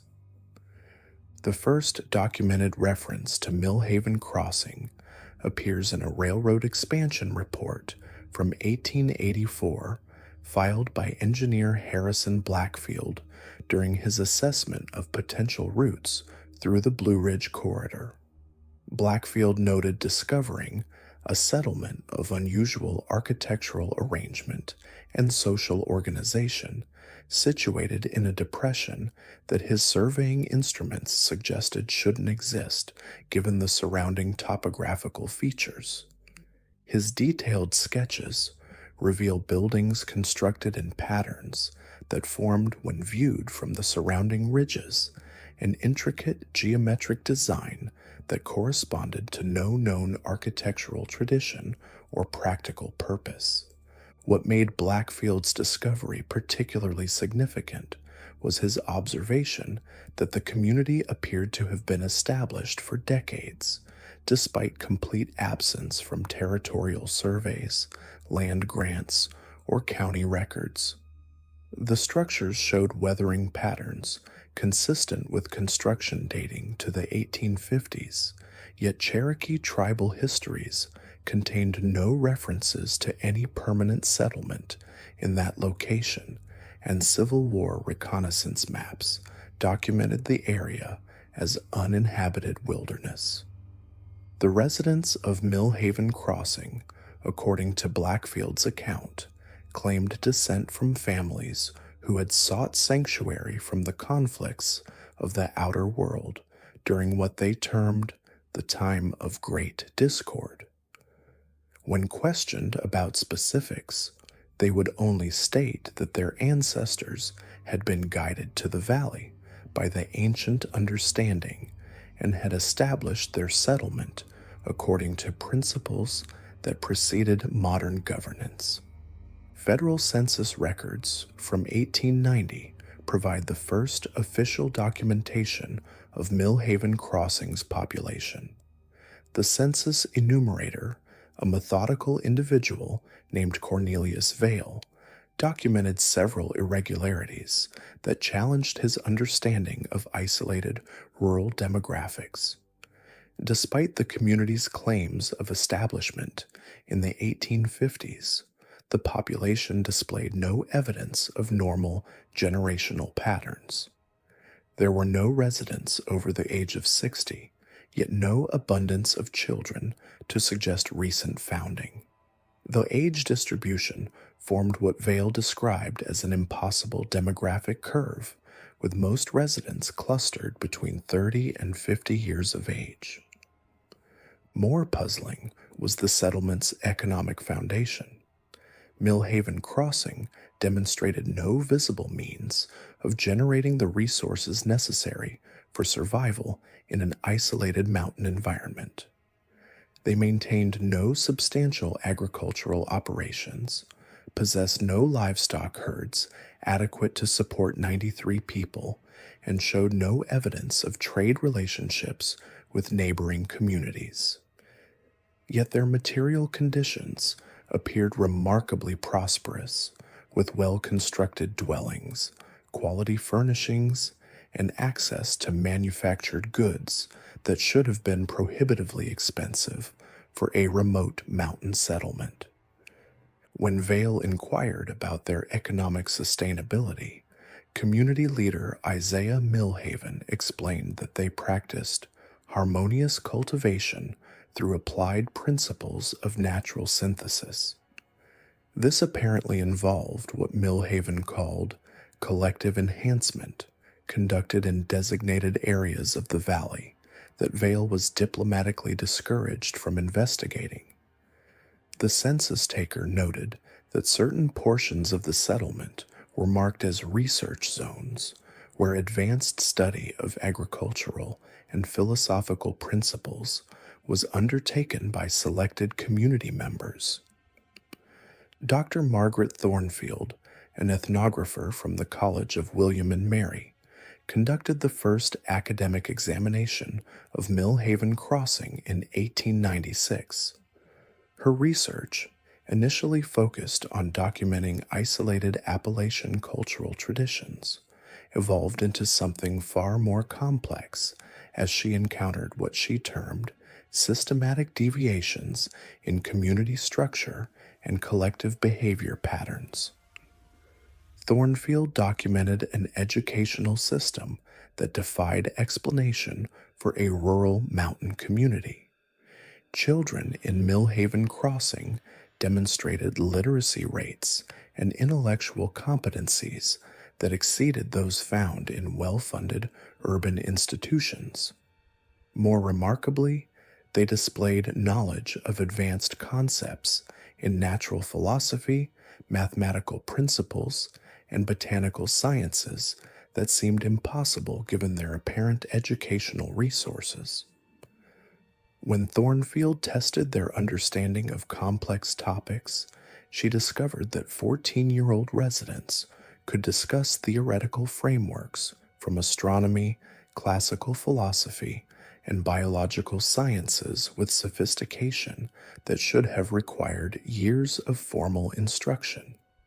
The community's approach to education centered on what they called integrated comprehension experiences, conducted in specially designed structures distributed throughout the valley. These buildings, which Thornfield described as libraries, laboratories, and contemplation chambers unified, contained collections of texts and scientific apparatus that represented intellectual resources completely inconsistent with the settlement's remote location and apparent isolation from academic institutions. Most disturbing to Thornfield was her discovery that the residents' advanced knowledge focused specifically on subjects related to what they called environmental harmonization and consciousness elevation. They could describe in precise detail the ecological relationships between plant and animal species in their valley, including species that Thornfield, despite her scientific training, could not identify or classify. They spoke matter-of-factly of energy configurations and resonance patterns that influenced biological growth and human behavior, concepts that blended legitimate scientific observation with ideas that bordered on mystical speculation. Thornfield's research concluded abruptly when she attempted to document the community's most sophisticated educational practices. After requesting permission to observe sessions conducted in the valley's restricted zones, she was informed by Isaiah Millhaven that such documentation would be disruptive to delicate processes requiring precise environmental conditions for stability.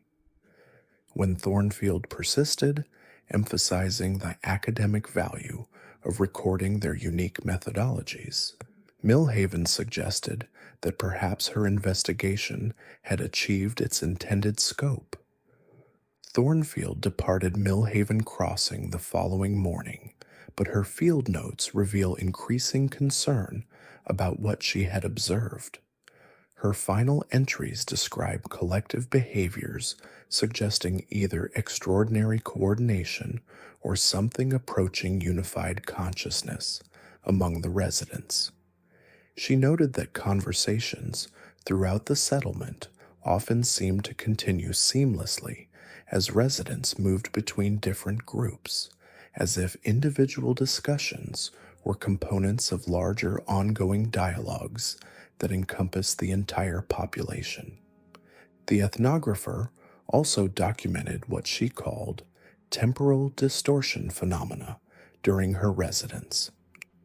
She reported instances where activities that should have required hours appeared to be completed in minutes, while brief conversations seemed to extend for considerable periods. Her precisely maintained chronometer showed significant discrepancies between her recorded observations and actual time passage, differences that became more pronounced the longer she remained in the community. The Spanish-American War brought the first external pressure on Millhaven Crossing's isolation. Federal conscription requirements meant that community members could no longer avoid official documentation. The registration process revealed additional anomalies that attracted government attention. Several men who registered for potential military service provided birth dates that, according to their apparent physical ages, should have made them either ineligible due to youth or exempt due to advanced age. When questioned, they produced family records written in what appeared to be a coded language that government officials could neither verify nor decipher. More significantly, military medical examinations revealed that men from Millhaven Crossing displayed unusual physiological characteristics. Their respiratory capacity, cardiovascular efficiency, and resistance to common diseases exceeded normal parameters by considerable margins. Their blood composition showed mineral concentrations suggesting exposure to environmental conditions not typically found in Appalachian environments. Most puzzling was their remarkable physiological uniformity across supposedly unrelated family lines, as if the entire community shared genetic traits that should have been impossible without extensive interbreeding, yet without any accompanying negative effects typically associated with isolated population genetics. Military officials recommended that Millhaven Crossing be investigated for potential security concerns, given their unusual characteristics and the community's apparent ability to maintain self-sufficiency without visible economic foundation. However, the investigation was delayed due to wartime priorities, and by the time federal agents arrived in 1903, they found the valley completely abandoned. The evacuation of Millhaven Crossing appeared to have been conducted with the same methodical precision that characterized all community activities. Buildings remained intact and well maintained, but completely devoid of personal possessions, food stores, or any indication of hasty departure. Gardens showed evidence of careful preparation for dormancy, as if residents had known precisely when they would be leaving and had timed their departure to minimize disruption to their agricultural systems. Most mysteriously, federal investigators found that the specialized buildings used for the community's educational programs had been stripped of contents but showed evidence of deliberate architectural modification. Rooms that Thornfield had described as containing extensive libraries and scientific equipment now displayed built-in storage systems and work surfaces that suggested these materials had been integral to the building's original design rather than later additions. The structures appeared to have been constructed specifically to house whatever knowledge and equipment the community had possessed. Federal investigators attempted to trace the residents' departure by interviewing surrounding communities, but found no evidence that 93 people had passed through any neighboring settlements. Transportation records showed no evidence of mass movement through regional rail stations or river crossings. It was as if the entire population had simply dissolved without using conventional means of travel. Dr. Samuel Whitmore, a geologist conducting mineral surveys in the region during the 1920s, made discoveries that added new dimensions to the Millhaven Crossing mystery. His analysis of the valley's geological composition revealed mineral deposits and soil chemistry that differed significantly from surrounding areas. The earth throughout the valley showed evidence of systematic cultivation using techniques that had enhanced its fertility far beyond what should have been possible through conventional agricultural methods. More intriguingly, Whitmore discovered that the valley's underlying rock formations contained mineral veins arranged in patterns that appeared to mirror the geometric layout of the abandoned buildings above. This suggested either remarkable geological coincidence or that the settlement's founders had possessed knowledge of subterranean formations that enabled them to position their community with extraordinary precision. Whitmore's most significant discovery was a network of natural caves that had been extensively modified through human intervention.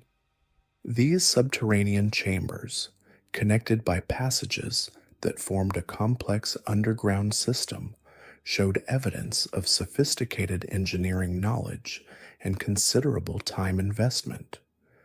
The quality of stonework suggested both advanced construction techniques and development over many years, possibly decades.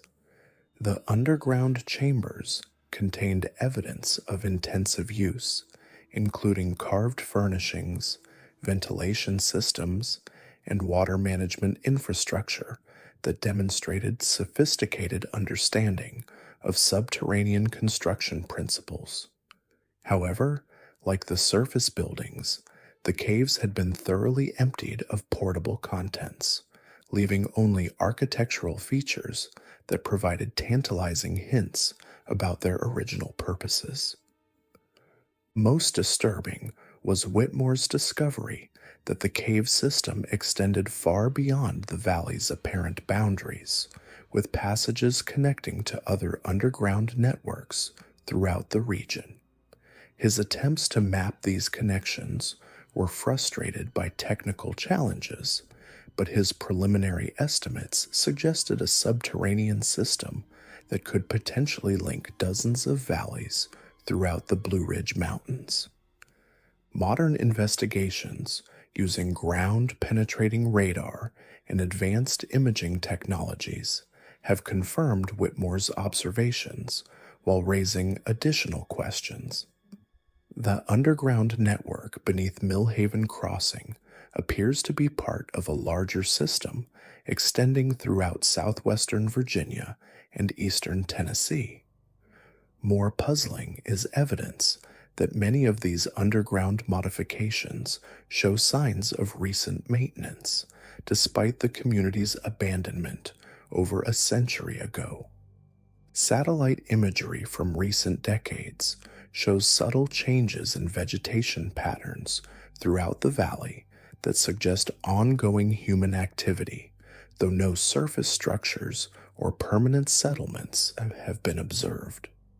These changes follow the same geometric patterns that characterized the original settlement's layout, implying that whatever principles guided Millhaven Crossing's initial organization continue to influence activities in the area. Local residents in surrounding communities report occasional sightings of lights in the valley during specific celestial events, particularly during equinoxes and solstices. These lights appear to move in coordinated patterns that mirror the geometric arrangements documented in the original settlement. While these reports could be dismissed as natural phenomena or wishful thinking, their consistency across multiple independent witnesses over several decades suggests some form of ongoing activity. Perhaps most significantly, regional demographic data shows subtle patterns that echo the original Millhaven Crossing anomalies. Birth and death records from communities within a 60-mile radius of the abandoned valley display irregularities in age distribution and health statistics that, while individually unremarkable, collectively suggest influences extending far beyond the valley's visible boundaries. The fate of Millhaven Crossing's residents remains unknown, but evidence suggests their departure may have been less an abandonment than a transition to different operational methods. Whatever knowledge and capabilities they possessed appear to have been preserved and continued through means that remain hidden from conventional observation. The valley remains empty on the surface, but the deeper implications of what once flourished there continue to influence the surrounding region in ways that are only beginning to be understood. Millhaven Crossing stands as a reminder that even in the modern era, the remote regions of Appalachia continue to harbor mysteries that challenge our understanding of what communities can achieve when organized according to principles that exist outside conventional frameworks. Have you ever wondered what happens when an entire town simply refuses to let visitors leave? In the shadow of Copper Ridge Mountain, nestled in a valley so remote that modern GPS systems still struggle to locate it, sits the town of Millhaven, a place where hospitality takes on a meaning far darker than anything found in Southern tradition. What I'm about to share with you isn't folklore or local legend. These are documented accounts, government records, and testimonies that paint a picture of systematic entrapment spanning over a century. By the end of this investigation, you'll understand why the state of West Virginia quietly removed Millhaven from official maps in 1987 and why 3 separate federal agencies maintain an active file on what they classify only as the Millhaven anomaly. The town's origins trace back to 1889 when copper prospector Nathan Cross discovered rich ore deposits in what locals called Devil's Hollow. Unlike other mining settlements that attracted rough transients, Millhaven drew families, respectable people seeking new opportunities in the post-Civil War economy. The settlement flourished with unusual speed, establishing a school, church, general store, and boarding house within its first 2 years. Early visitors praised Millhaven's exceptional hospitality. Railroad surveyors, traveling salesmen, and government land assessors consistently noted the town's warm welcome in their reports. "Never have I encountered such generous people," wrote territorial surveyor James McReady in 1891. "They insist visitors stay as long as needed, refusing any talk of departure until proper rest has been achieved." The first documented disappearance occurred in September 1892. Circuit Judge William Ashford arrived in Millhaven to conduct quarterly legal proceedings, a routine visit he'd made to dozens of mountain settlements. According to his scheduled itinerary, Ashford should have departed after 3 days. When he failed to appear at his next scheduled stop in Beckley, a search party was organized. The searchers found Ashford's horse and wagon at Millhaven's livery stable, his belongings still in the boarding house, but no trace of the judge himself. Town residents expressed concern for his welfare, claiming he'd mentioned feeling unwell and had decided to extend his stay indefinitely. The judge seemed quite content here, boarding house keeper Sarah Cross told investigators. He spoke of never wanting to leave such peaceful surroundings. This pattern repeated with disturbing regularity. Between 1892 and 1910, 17 documented visitors simply never left Millhaven. Each disappearance followed the same template. The visitor would extend their planned stay, express unusual contentment with the town, then vanish entirely, leaving behind all personal possessions. The town's population, meanwhile, remained remarkably stable. Census records from this period show Millhaven maintaining exactly 247 residents across multiple decades, a statistical impossibility for any growing settlement.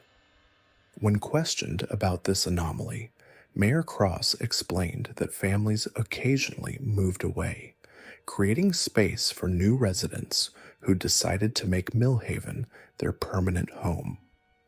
Dr. Margaret Henley, a physician from Charleston, arrived in Millhaven in June 1911 to investigate reports of an unusual illness affecting the population. Her journal, discovered decades later in a safety deposit box, provides the most detailed account of the town's disturbing practices. Henley initially described Millhaven as remarkably pristine, with residents displaying an almost supernatural contentment. However, her medical examinations revealed troubling anomalies. Every resident, regardless of age, showed signs of severe iron deficiency despite claiming perfect health. More disturbing were the scars, thin, precise cuts on the inner arms of every adult, always exactly the same length and depth. When I inquired about these marks, Henley wrote, the residents seemed confused, as though they'd forgotten the scars existed. Several mentioned participating in community wellness rituals, but couldn't provide specific details about what these involved. Henley's final journal entry, dated July 15, 1911, reads, I've decided to extend my stay indefinitely. The people here have shown me things about medicine that my formal education never taught. There are older ways of healing, older ways of living. I understand now why visitors choose to remain. How could anyone leave this place? Dr. Henley was never seen outside Millhaven again. The town's isolation worked in its favor for decades. Millhaven's remote location meant visits were infrequent, and when people disappeared, investigations were minimal. Local law enforcement lacked resources for extensive searches, and missing persons from isolated mountain towns rarely drew federal attention. This changed in 1934 when Congressman Franklin Pierce's eldest son, Thomas, vanished while conducting a geological survey of the region. Thomas Pierce was an experienced outdoorsman and geologist, unlikely to simply get lost in familiar terrain. His disappearance prompted the first serious federal investigation of Millhaven. FBI agent Robert Lawson led a team of 6 investigators to Millhaven in October 1934. Their mission was straightforward: locate Thomas Pierce and determine what had happened to other missing persons. What they found defied their expectations. The town appeared normal, perhaps unusually welcoming, but nothing overtly suspicious. Residents expressed genuine concern about Pierce's disappearance and offered complete cooperation with the investigation. They allowed agents to search every building, examine all records, and interview any resident. Agent Lawson's reports describe a community that seemed almost too perfect. Crime was non-existent, unemployment unknown, and interpersonal conflicts apparently resolved through what residents called community meditation. The town operated on an economy that made little sense: no visible exports, minimal trade with outside communities, yet everyone appeared well-fed and comfortable. The investigation stretched from days into weeks. Lawson requested additional time and resources, citing the complexity of the case. His supervisor, concerned about the extended timeline, ordered the team to conclude their investigation within 48 hours. Only 3 of the 7 federal agents returned to Washington. Agent Lawson and 3 others had, according to the returning agents, decided to take extended leave to continue investigating Millhaven's fascinating social structure as private citizens. The official report stated that Thomas Pierce had likely died in a mining accident, his body lost in one of the area's many abandoned shafts. The file was classified and forgotten. World War II brought temporary respite from outside scrutiny, but by the 1950s, Millhaven's reputation had begun attracting a different type of visitor. Anthropologists, sociologists, and journalists arrived to study what they'd heard described as a perfectly functioning utopian community. Each visitor left with similar stories. Millhaven operated on principles of radical cooperation and mutual aid. Private property existed but seemed fluid. Residents shared resources according to need rather than ownership. Decision-making happened through consensus, conflicts resolved through meditation and dialogue. Dr. Elena Vasquez, an anthropologist from Columbia University, arrived in 1956 to document Millhaven's social structures. Her preliminary reports described a community that had achieved what social theorists could only imagine: complete harmony between individual desire and collective need. "They've created something remarkable here," Vasquez wrote to her department chair. "I'm requesting an indefinite extension to properly document their methods. This could revolutionize our understanding of human social organization." Vasquez never returned to Columbia. When the university sent investigators, they found her camping equipment at Millhaven, but no trace of the anthropologist herself. Residents claimed she'd left several weeks earlier to continue her research elsewhere, though they couldn't specify where. The pattern had evolved. Instead of simply disappearing, visitors now actively chose to remain, voluntarily abandoning their previous lives to join Millhaven's perfect community. The 1960s brought increased federal attention to isolated communities, particularly those suspected of harboring draft dodgers or radical groups. Millhaven's perfect record of visitor retention had begun attracting notice from multiple agencies. In 1967, the Bureau of Alcohol, Tobacco, and Firearms launched an investigation into suspected illegal distillery operations in the region. Agent Maria Santos went undercover as a writer researching Appalachian folk traditions. Santos's coded reports, transmitted via radio at predetermined intervals, initially confirmed the town's benign appearance.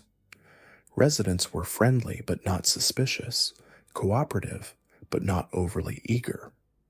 The community appeared to sustain itself through subsistence farming and small-scale crafts, with no evidence of illegal alcohol production. Her transmissions began changing after 2 weeks. Santos reported discovering extraordinary innovations in community organization and requested permission to extend her investigation. Her final transmission, received on November 12, 1967, was brief. "Have identified source of community cohesion, requesting indefinite assignment. This is bigger than anyone suspected." Contact was lost entirely after that date. The pattern accelerated through the 1970s and early 1980s. Social workers, journalists, hitchhikers, and tourists all found their way to Millhaven. Some by accident, others drawn by stories of the mysterious mountain community where people seem to have solved the fundamental problems of human existence. Local communities began noticing the pattern. Travelers would mention visiting Millhaven, then simply vanish. No missing person reports were filed because technically, these people weren't missing. They'd chosen to stay. But the families they left behind began asking questions. The breakthrough came in 1985 when investigative journalist Michelle Crane convinced her editor to let her write a feature about America's hidden utopias.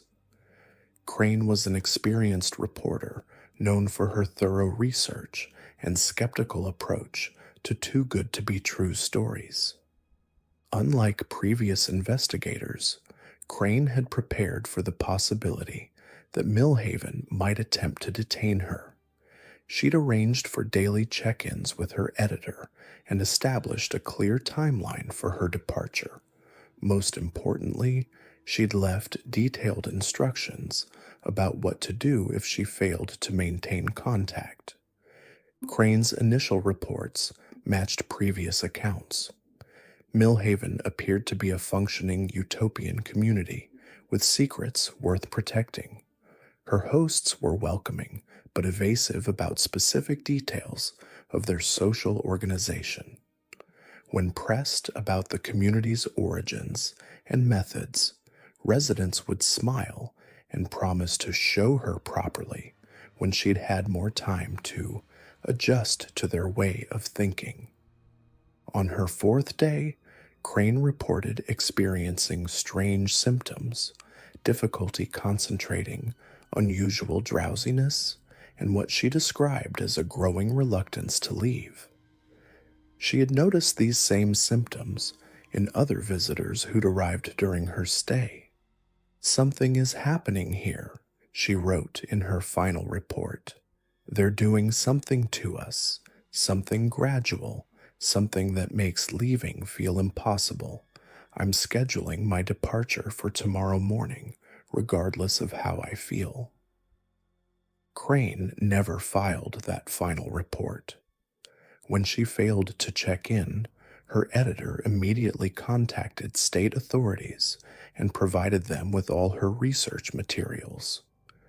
The state police raid on Millhaven in September 1985 found a ghost town. Buildings stood intact, personal belongings remained in place, but every resident had vanished. The town showed no signs of violence or hasty departure. It simply stood empty, as though its inhabitants had collectively decided to walk away.